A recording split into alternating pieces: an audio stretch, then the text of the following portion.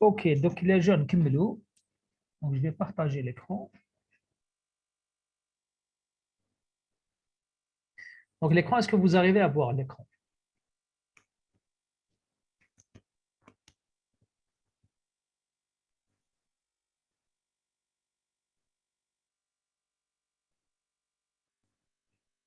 Pour les séances avec les درناهم, je vais les mettre sur YouTube. Hein. Donc, عندكم تاني العام اللي فات, donc il n'y a pas de problème. Donc, je vais mettre les séances, les درناهم كيف كيف. Comme ça vous aidera pour les révisions. Bon, c'est dommage qu'il y ait peu de monde toujours. Donc, on a une section qui a 200 étudiants qui a 16. Donc, avec les malèches. Donc, les jeunes, est-ce que vous arrivez à voir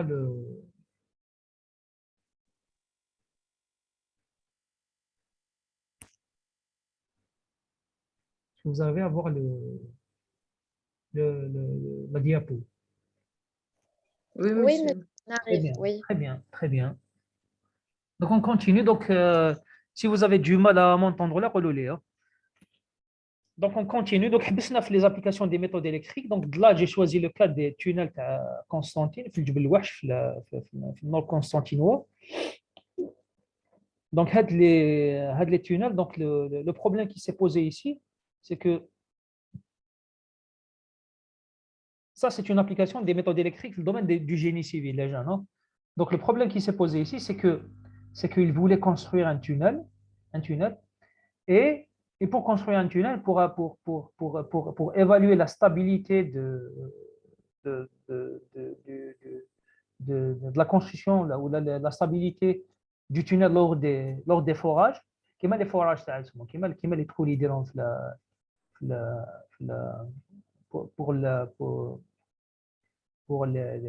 pour le métro. Donc c'est la même chose. Donc on va essayer de forer un anticlinal sur une montagne. Donc là, pour forer, عندكم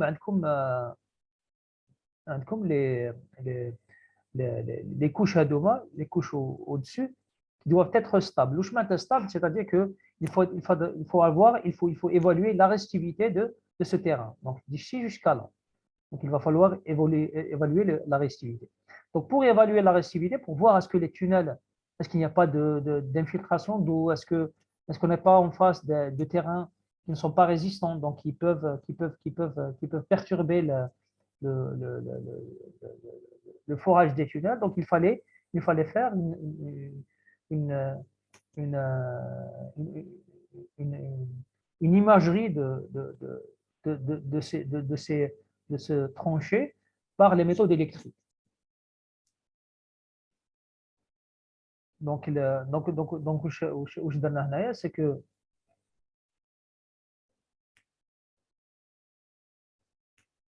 je vais faire un petit dessin. Voilà. Donc là, on a placé des électrodes. Voilà. Hop, pardon. Voilà.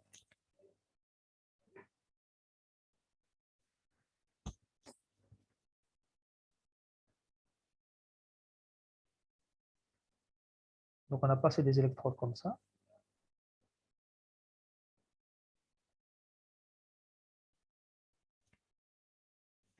Ah. Hop.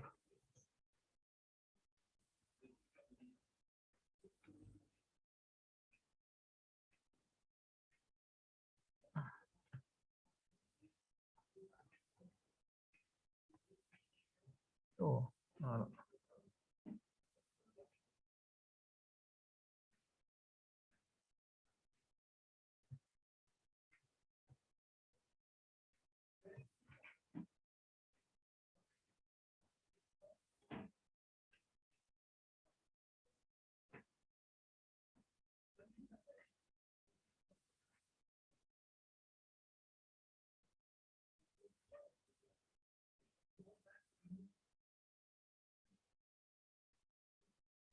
Donc ABN. Et qu'est-ce qu'on a fait? C'est qu'on a suivi, on a fait un profil. Le dispositif ADA, le dispositif qu'on a choisi. Donc on l'a on l'a fait évoluer le long de ce profil. Maintenant, مشينا في كاع البروفيل هذايا. Et à partir de là, on a construit une imagerie, une image électrique du sous-sol. يعني من حتى les conduites du tunnel. Donc le dispositif qu'on a choisi, il faut qu'il soit en adéquation avec le problème posé. C'est-à-dire que là, on n'a pas besoin de faire des sondages électriques, mais plutôt du profilage électrique, ce qu'on appelle les traînées électriques qui mentionné la dernière séance. Donc le dispositif a été le long de ce profil. Et à partir de là,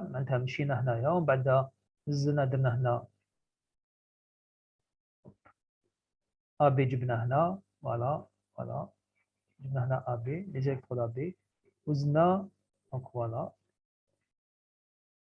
donc جبنا ولا هنايا وجبنا لي امان les électrodes امان هنايا voilà etc. On bas زدنا on a fait la même chose donc من ثاني c'est la même chose donc عندنا ولينا هكذا pour les électrodes امان c'est la même chose donc on a fait pareil donc voilà hop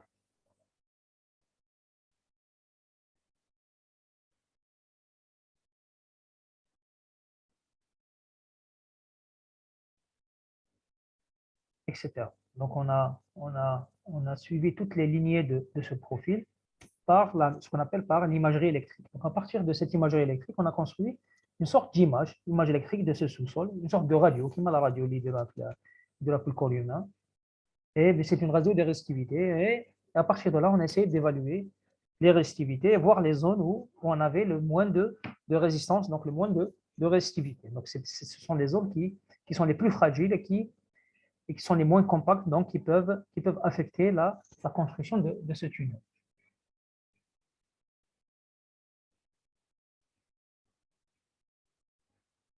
فوالا دونك هذا هو التوينال تاع جبل الوحش وين جاي دونك تجي الناس اللي يسكنوا في قسنطينه ولا في الاسطالجيريان يعرفوا الجوي هذوك دونك سي الجبل هذا شغل كيما نقولوا يغولي entre le nord constantinois et Skikda donc Skikda donc c'est pour les besoins de l'autoroute est-ouest هذاك الوقت donc l'autoroute est-ouest تعرفوها donc c'est l'autoroute qui coupe la Tunisie حتى les frontières tunisiennes les frontières marocaines donc c'est une autoroute qui longe tout le nord de l'Algérie. Et le tronçon on a donné la construction de ce tronçon à une société japonaise qui s'appelle Kojal. Donc, ce n'est pas une société, il y a plusieurs sociétés. Donc, c'est ce qu'on appelle un consortium. Voilà, donc il a été proposé. Donc, on nous a proposé d'évaluer ce qu'on pouvait faire, qu'est-ce qu'on pouvait faire ici à partir des méthodes du géophysique. Donc, nous, on a vu que la méthode électrique était favorable. Donc, était favorable et bien sûr avec une certaine distribution des électrons. Et les dispositifs en électrique qui peuvent remplir qui peuvent répondre à ces questions. Pourquoi? Parce que la profondeur d'investigation parce que donc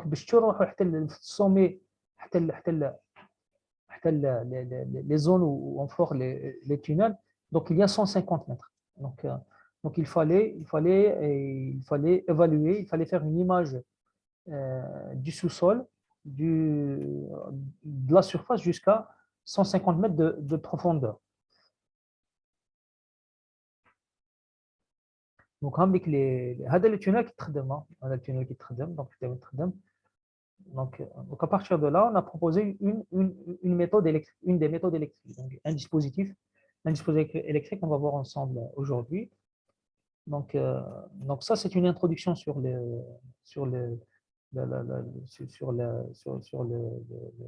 conditions de travail, sur le problème posé. Donc, on vous dit certains ouvrages souterrains peuvent poser des problèmes relativement importants aux ingénieurs et de génie civil. C'est-à-dire que les ouvrages, on parle de tunnels. Hein. On parle de tunnels, de la construction c'est un ouvrage, donc la construction de ce tunnel. Donc, ça, c'est un des tunnels, un trop tunnel, un T1, un T4 et T3. Donc, c'est l'un des tunnels. Hein. Donc, peut poser des problèmes relativement importants aux ingénieurs de génie civil. C'est-à-dire que il faut qu'on sache quelles sont les caractéristiques physiques du sous-sol à partir de la géophysique et qui permettent de voir un petit peu est-ce que les tunnels peuvent être construits ou pas. Ou là, est-ce que le forage de ces tunnels ou la construction peuvent poser des problèmes aux ingénieurs de génie civil. Donc, dans ces conditions, il est capital de pouvoir fournir des données paramétriques du sous-sol. Donc, ces données paramétriques ont été fournies à partir des méthodes de resistivité, à partir des méthodes électriques, et améliorer la détection et la localisation des discontinuités en flux. Donc là, on localise les discontinuités. Quand on parle de discontinuité, on parle de failles techniques. On parle de failles. Donc, si vous avez des réseaux de fractures ou de failles qui sont assez importants, donc tout cela peut poser problème à la stabilité des futurs tunnels.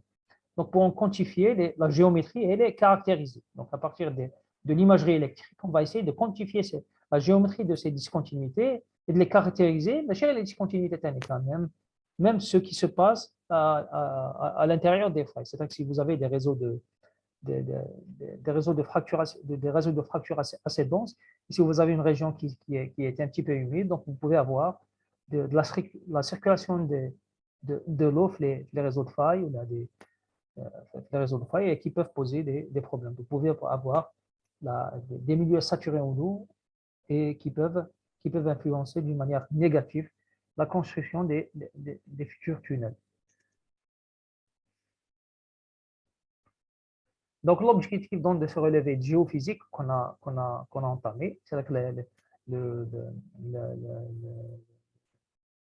relevé géophysique, c'est-à-dire l'électrique, donc par les méthodes électriques, était de permettre d'obtenir le maximum d'informations sur la nature du sous-sol. Donc, le but était d'obtenir le maximum d'informations sur la nature de ce sous-sol et de fournir un aperçu sur les variations latérales et verticales des résistivités. Donc, ça, c'est très, très important. C'est vrai que le problème posé était d'avoir une image tel sous-sol,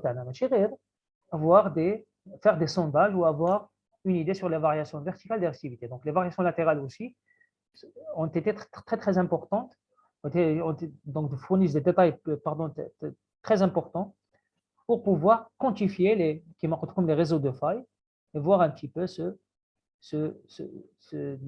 les zones où on peut avoir des problèmes lors de la construction de ces futurs tunnels.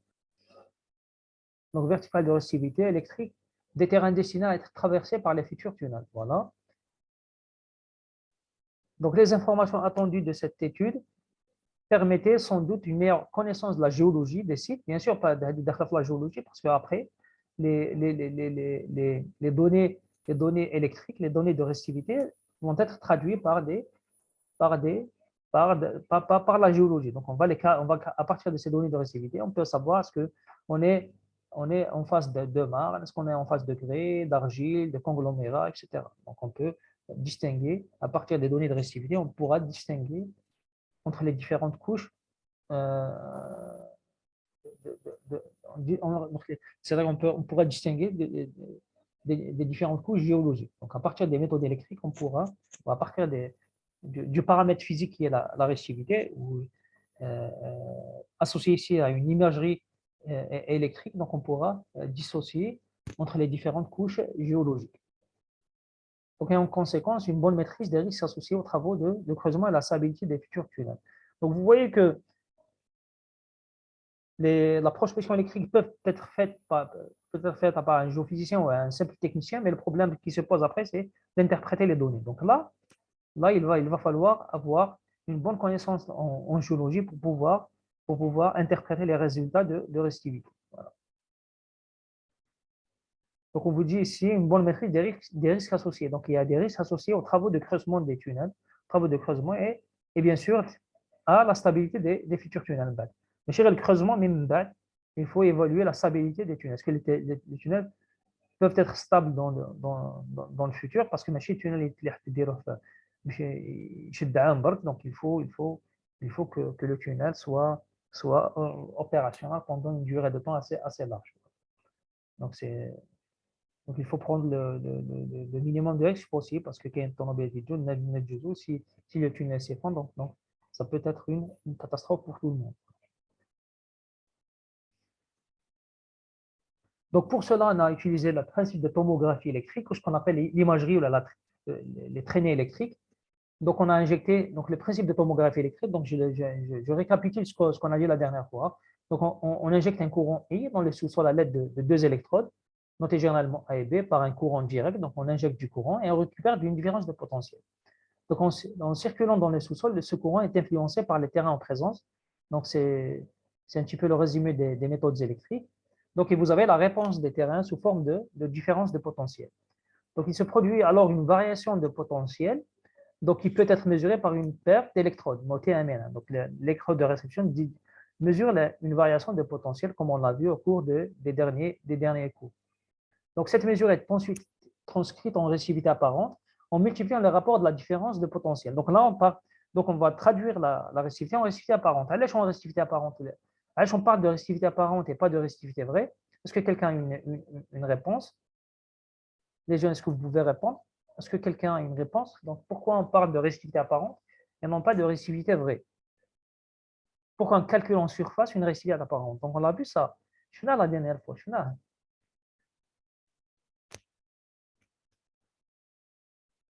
Est-ce que quelqu'un a une réponse? Quelqu'un a une réponse, les jeunes? Normalement, le point, je suis là. Hein?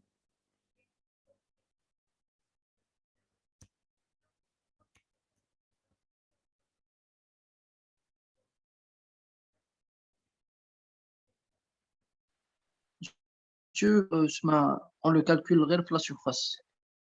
C'est Voilà, pas vrai, mais ça, très bien. On calcule la récivité apparente et calculée en surface. Mais pourquoi on parle de récivité apparente sur la surface. Mais non pas de récivité vraie? Qu'est-ce qui influence la récivité apparente? Qu'est-ce qui caractérise la récivité apparente par rapport aux récivités vraies des couches? Donc ça, c'est un élément de réponse. Hein. Donc, Belaribi, vous avez répondu en 50%. Vous avez 50% des réponses. Il reste les 50 autres pourcents associés à cette question. Donc, est-ce que quelqu'un peut continuer? Ou Belaribi, vous pouvez continuer, Tanika. Si quelqu'un peut aussi compléter cette réponse de votre camarade.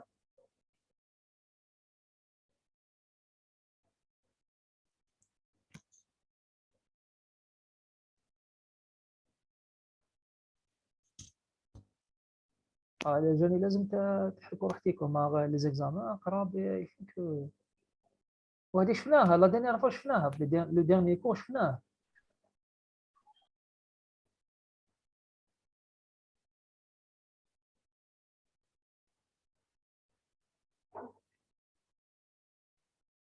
معليش je vais répondre mais là faites attention les jeunes révisez ماشي تدخلوا الموديل سهل وكذا parce que il faut travailler والله il faut travailler parce que il faut pas se لازمش تستهزئوا. Allez, je vais répondre, mais oui, qu'une réponse. Nihad, vous voulez répondre?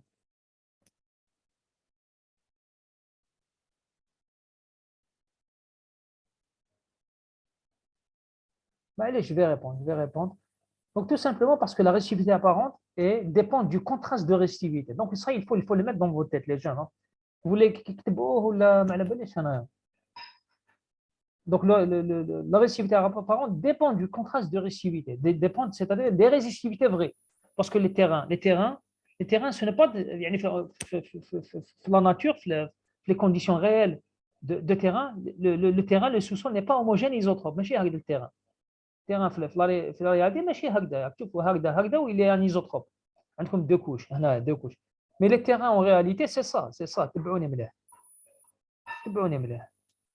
Et vous allez le voir quand on va une autre zone, vous pouvez avoir ça, aussi.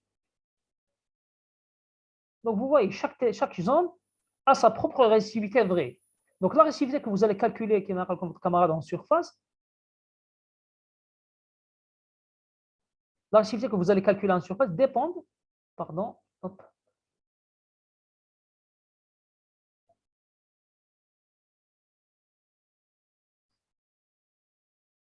Donc la récivité calculée en surface dépend des récivités vraies.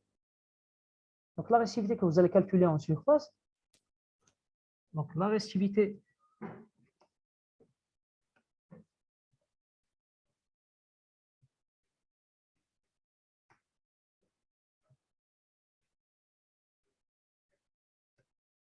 dépend du contraste de réactivité. Des contrastes du réactivité. Vous avez plusieurs contrastes. Si vous avez plusieurs couches, vous allez avoir plusieurs contrastes de réactivité. Des contrastes de réactivité, des couches géologiques. Des couches géologiques. Voilà. Donc ça, il faut le mettre dans votre thèse. Donc ça, c'est des choses de base. L'exemple, les jeunes. Ce genre de choses, il ne faut pas...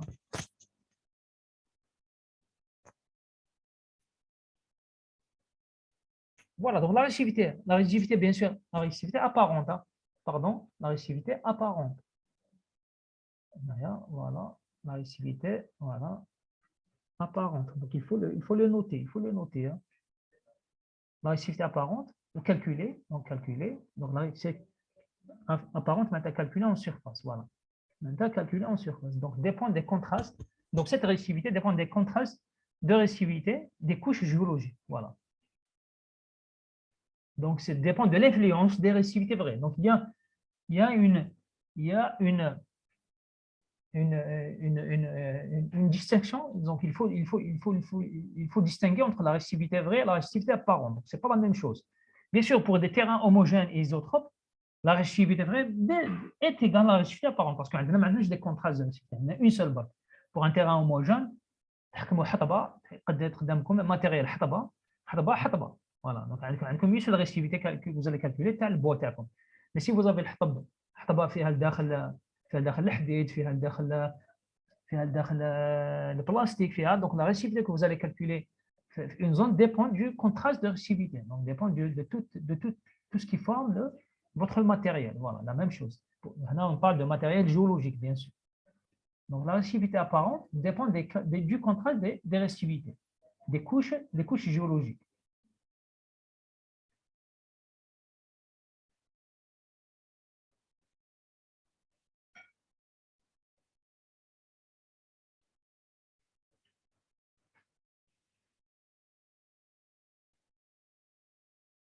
Donc là, on vous dit que donc cette mesure de différence de potentiel, c'est vrai que la différence de potentiel que vous calculez en surface est transcrite en réactivité apparente en multipliant le rapport de la différence de potentiel entre le courant. Donc on a vu que ρA est égal à K delta V sur I. Donc K est le coefficient géométrique du dispositif. Donc K dépend du coefficient géométrique du dispositif fois delta V qui est la différence de potentiel que vous calculez en surface à partir du terrain, des données de terrain, et I est le courant que vous injectez, que vous contrôlez.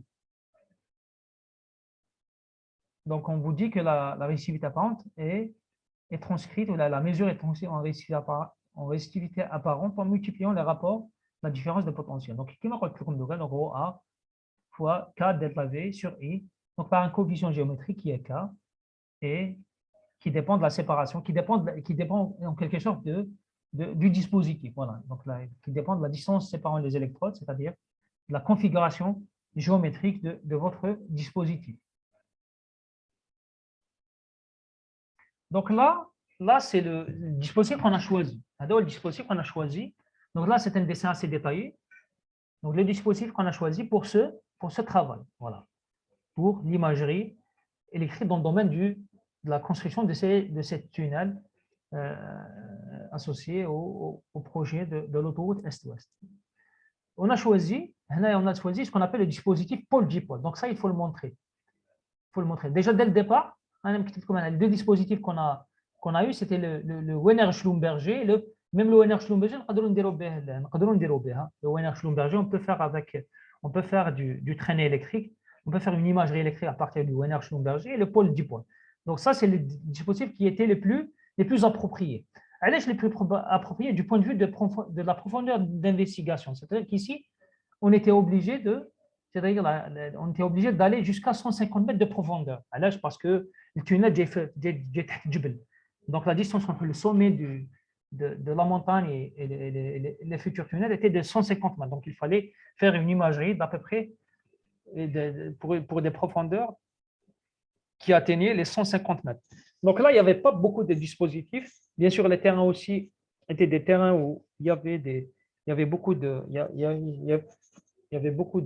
zones saturées en eau, donc ils pouvaient jouer un rôle d'écran. Donc les dispositifs les plus adéquats qui permettaient d'aller dans ces conditions à des profondeurs qui atteignaient les 150 mètres sans problème, c'est-à-dire qu'il fallait atteindre les 150 mètres et avoir une très très bonne résolution. Donc l'objectif était, donc je le marque ici, marqué, hein.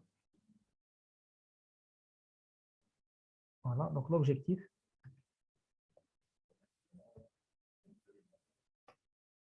était d'atteindre les 150, à peu près 150 mètres de profondeur avec une très bonne résolution. Il fallait avoir une très bonne résolution de l'image électrique. De l'image, pardon.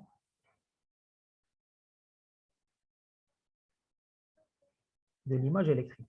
C'est-à-dire qu'on pouvait choisir un autre dispositif qui met le dipôle par exemple, mais le problème c'est que la résolution, à peu près 100 متر, la résolution تنقص بزاف. Et quand la résolution de l'image, كيما l'image تاعكم في التلفزيون, كيكون عندكم un écran عيان ولا un écran اللي عنده une faible résolution, vous ne pouvez pas interpréter, vous pouvez تشوفوا les choses, donc vous ne pouvez pas interpréter, donc vous ne pouvez pas bien voir votre image et vous aurez du mal à interpréter vos résultats. La même chose ici, donc il fallait atteindre les 150 mètres et les 150 mètres avec une bonne résolution. Donc, la résolution, à chaque fois qu'on aura en profondeur, elle s'élimine au bout des 200, 300, 400, 500 mètres. Donc, la limite des méthodes électriques. Donc là, on aura une résolution nulle. Donc, on ne pourra rien faire avec. Donc il fallait qu'à 150 mètres déjà, il fallait atteindre déjà les 150 mètres et avoir aussi une bonne résolution de notre image électrique. Donc pour cela, les deux dispositifs qui étaient les plus adéquats étaient le Wenner-Schlumberger et le Paul-Dipol. Donc c'est les deux dispositifs qui permettaient, même à 150 mètres, d'avoir une différence de potentiel, qui est portable, qui est potable, qui est méconnu. Donc qu'on pouvait après interpréter en termes de restivité. Donc maintenant, le choix final, donc bien sûr, il faut avoir une très très bonne résolution, les 550 mètres, une résolution verticale et horizontale, la même chose. Hein. Donc il fallait avoir, parce que là on construit une image électrique, donc il faut avoir une très bonne résolution verticale et horizontale. Donc le choix final, c'est porté sur le pôle-dipôle car il offrait un meilleur rendement d'acquisition, c'est-à-dire qu'il offrait une très très bonne résolution à 150, acceptable à 150 mètres, et aussi il était portable. سهل خفيف par rapport au Wenner-Schlumberger, il était difficile à mettre en œuvre sur le terrain. ثاني باش تكونوا على بالكم. Donc dispositif واعر شويه pour les sondages. Pour les sondages, il n'y a pas de problème, mais pour faire une imagerie électrique avec le Wenner-Schlumberger, donc c'était un petit peu difficile. Donc le meilleur dispositif qu'on a pu conseiller était le pôle-dipôle. واش معناتها le pôle-dipôle? Donc le pôle-dipôle est un dispositif spécialement fait pour l'électrique. Les gens, elle va se couper, donc on va reprendre dans quelques minutes. Quand elle se coupe, donc le pôle-dipôle était, donc ce pôle-dipôle, donc le principe du pôle-dipôle est que vous avez une électrode A, donc vous avez une électrode A d'émission de courant. Vous avez les deux électrodes Aman, les électrodes Aman, et l'une des particularités du pôle-dipôle, c'est que l'électrode B, l'électrode B, elle est mise à l'infini. Donc, l'influence à l'électrode B. Donc, l'électrode B, elle est à l'infini. Donc, l'électrode B, l'infini.